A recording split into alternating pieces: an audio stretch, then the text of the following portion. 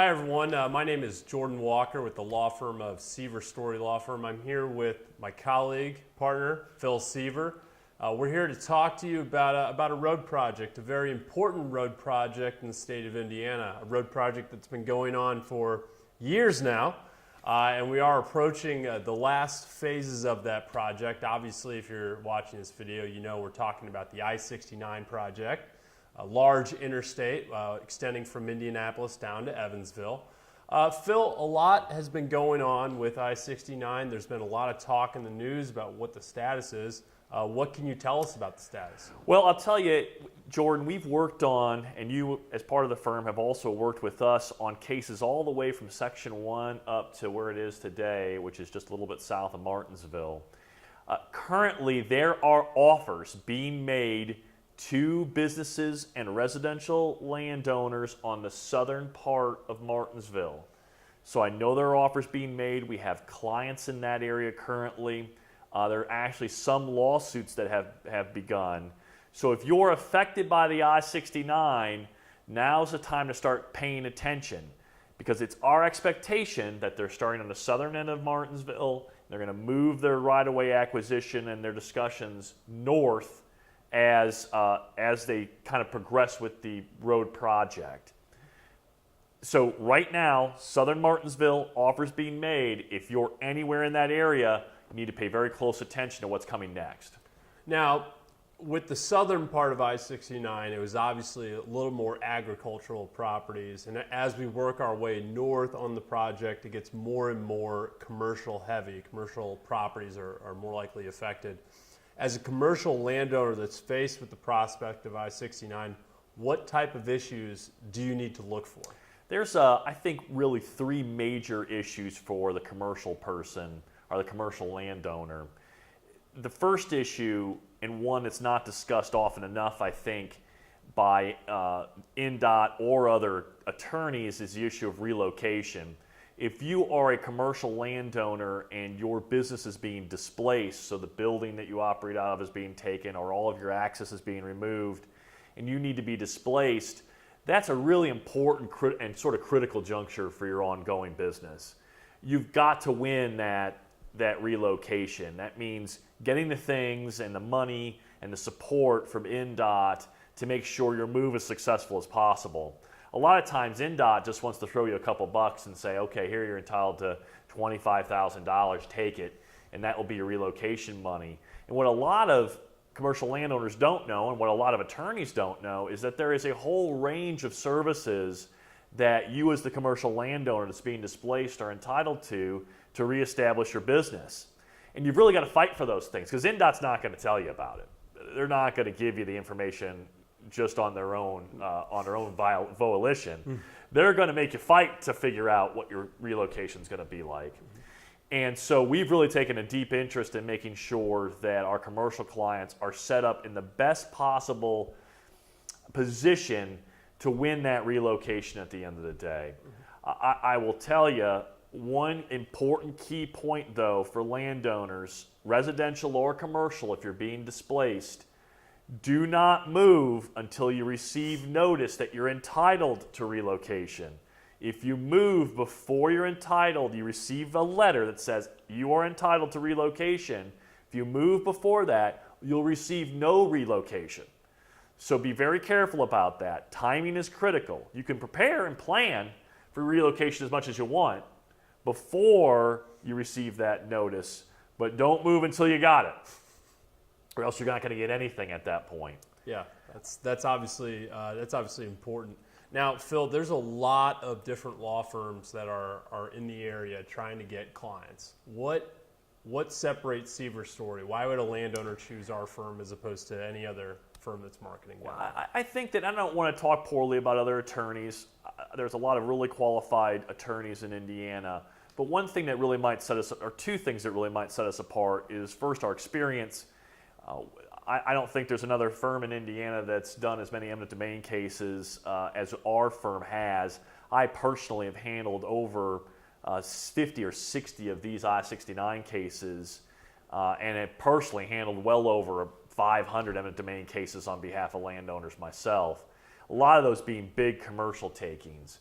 I think the second thing, besides experience, is the idea that we're very proactive with our clients in terms of figuring out the highest and best use for their land and how that impacts value. I mean, at the end of the day, you have really one chance to get compensated from this project, both either on a relocation or just on a just compensation side. And so you've really got to be forward thinking about, how am I going to get damages? How am I going to get compensation out of this case?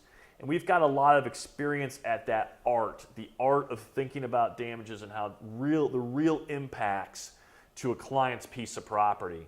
I think on commercial properties, especially, Jordan, you're going to have a lot of access challenges created by I69.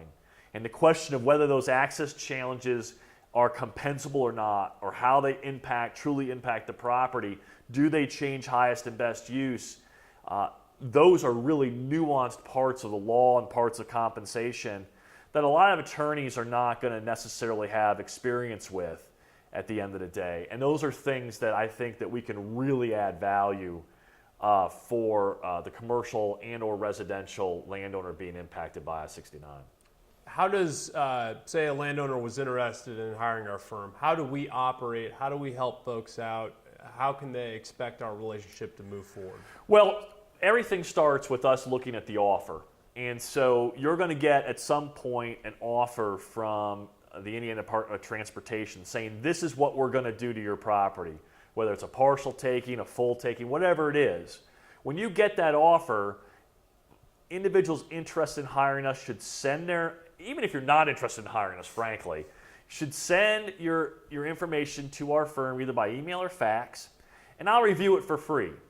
And the way our firm works is I only get paid if I'm able to add value to your case. So we take a percentage of what we add on top of what INDOT has offered you. So I don't have any incentive to look at a case and say, this is a bad case, but I want it. I'll look at your case and say, is this a case I think that our firm can add value to? Because that's the only way I make money, the only way we make money. And I will be honest with you in terms of what I see the possibilities of your case. If we want your case after I review it, it's because we believe it makes money for our firm and for you, the client. Because we're all aligned. We're all on the same page together. We're all on the same path. We're all fighting for additional compensation. We all want your business, if you're a commercial business, your relocation to succeed. We all want, if you're a residential landowner, for your whatever impacts are happening to your property to be fully compensated, and if you're being relocated, for your residential relocation to work the right way. So first step, send us your offer. Second step, we tell you whether we like the case or not. To be very honest, there are going to be very few cases we're not going to like, because INDOT doesn't necessarily do the best job of providing just compensation, in our opinion, for landowners. So there's usually a lot of room to make a case in a lot of these cases, a lot of these lawsuits.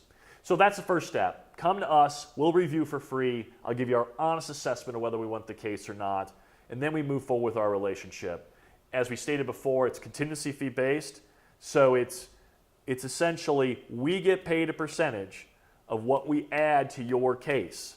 So we're not taking any of the money you've already been offered. In many ways, it's a riskless proposition for the landowner as it relates to our fees. Sure. And if INDOT made great offers, I don't suppose we would have jobs. Well, we wouldn't have been in business for a decade exactly. if INDOT was making great offers. Exactly.